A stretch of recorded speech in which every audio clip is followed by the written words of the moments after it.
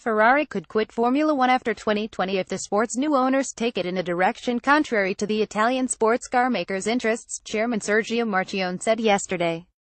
Marchionne told analysts on a conference call that while he supported cost-cutting, there were other strategic issues under discussion that could force Ferrari to consider racing elsewhere. Formula One has been part of our DNA since the day we were born, he said. But if we change the sandbox to the point where it becomes an unrecognizable sandbox, I don't want to play anymore.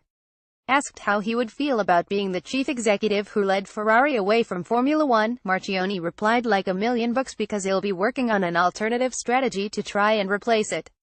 More rational one, too. Ferrari are the only team to have been in Formula One since the first World Championship season in 1950 and also the most successful and glamorous, even if they have not won a championship since 2008. They have accumulated a record 228 race wins, 16 Constructors' Championships and 15 Drivers' titles. It has long been accepted in Formula One that the Monaco Grand Prix and Ferrari are the two central pillars of the sport's success, and their current share of the revenues reflects that special status. Ferrari, celebrating the company's 70th anniversary this year, first made sports cars to fund their racing activities under founder Enzo Ferrari and are a huge source of national pride in Italy.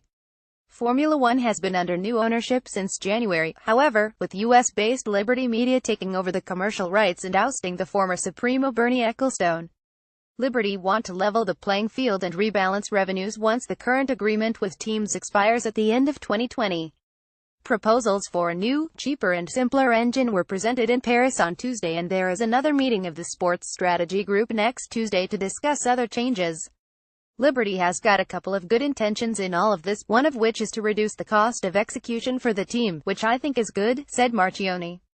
But he said Ferrari and Liberty appeared to be somewhat at odds in terms of the strategic development after 2020.